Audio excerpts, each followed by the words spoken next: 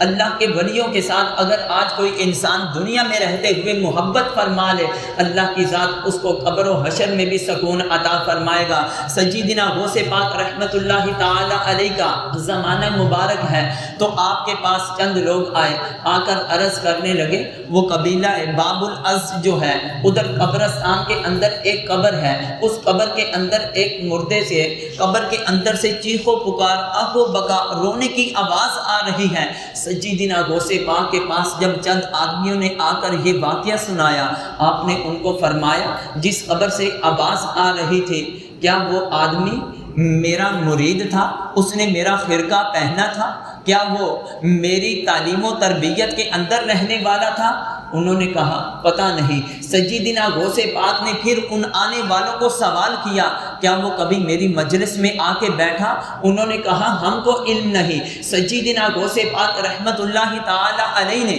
تیسرا سوال کیا، کیا کبھی اس نے زندگی میں ایک مرتبہ بھی میرے پیچھے نماز پڑھی؟ کہا کہ پتہ نہیں۔ پھر کہا آپ کیا کرتے ہیں؟ اسی وقت مراقبے میں جاتے ہیں، اپنی آنکھیں بند کرتے ہیں، چہرے پہ جلال کے اثار نما ہو جاتے ہیں، کچھ دیر ایسے رہتے ہیں، آہستہ آہستہ وہ جلال کے اثار دور ہوتے جاتے ہیں، چہرہ اپنی حالت پر آتا ہے۔ پھر اس کے بعد آپ جب اپنی آنکھیں کھولتے ہیں، وہ جتنے کے جتنے بھی لوگ آئے تھے ان کو فرمانے لگے کہ تجھے پتہ ہے کہ قبر میں جس شخص کو عذاب ہو رہا تھا وہ میرا مرید بھی نہیں تھا۔ جب میں لوگوں کو واعظ و نصیحت کرتا تھا کبھی میری مجلس میں بھی نہیں آ کے بیٹھا تھا۔ وہ بندہ ایسا تھا کہ اس نے زندگی میں کبھی بھی میرے پیچھے ایک نماز بھی نہیں پڑھی تھی، لیکن میں نے حالت ایک اشب میں دیکھا، میرے رب نے مجھ کو یہ دکھایا ہے کہ اس بندے نے ایک مرتبہ صرف میری زیارت کی ہے اور دل کے اندر میری محبت رکھتا تھا، تو میں نے اللہ تعالیٰ کی بارگاہ میں عرض کیا، اور دوسری طرف جب میرے چہرے کا رنگ متغیر ہوا تھا تو میں اس کو قبر کے اندر عذاب ہوتے ہوئے دیکھ رہا تھا اور اللہ کی بارگاہ میں التجا کر رہا تھا کہ یا پروردگار عالم، اگرچہ یہ میرا مرید نہیں ہے، اگرچہ اس نے میری مجلس کو اختیار نہیں کیا، اگرچہ اس نے میرے پیچھے نماز نہیں پڑھی، لیکن ایک مرتبہ میری زیارت تو کی ہے نا، دل کے اندر میری سچی عقیدت محبت تو تھی نا، تو لہٰذا یہ اللہ کے نیک بندوں کے ساتھ محبت کرتا ہے، تو اس محبت کی برکت کی وجہ سے اس کے قبر کا جو عذاب ہے اس کو دور فرما دے۔ سیدنا غوث پاک اتنا فرماتے ہیں تو اس بندے کی قبر سے جو آوازیں تھیں وہ تمام کی تمام ختم ہو جاتی ہیں۔ وہ لوگ بعد میں خود فرماتے ہیں کہ پھر ہم نے کبھی بھی اس قبر کے اندر سے آہ و بکا کی آواز نہیں سنی ہے، اور ایسا کیوں بھی نہ ہو، کیونکہ صحیح بخاری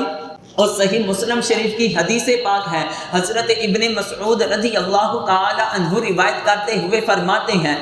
ایک شخص آیا عرض کرنے لگا، اے اللہ کے پیارے محبوب علیہ الصلوۃ والسلام، کیف تقول فی رجل احب قوما ولم یلحق بہم، آپ ایسے شخص کے بارے میں کیا کہتے ہیں کہ جو لوگوں کے ساتھ محبت تو کرتا ہے لیکن نہ ان کو دیکھا ہے، نہ ان کا زمانہ پایا ہے، نہ ان کی مجلس اختیار کی ہے، لیکن دل کے اندر ان کی محبت ہے، تو یہ محبت کے بارے میں آپ کیا کہتے ہیں؟ تو اللہ کے محبوب علیہ السلام نے ضابطہ ارشاد فرما دیا، المرء مع من احبا،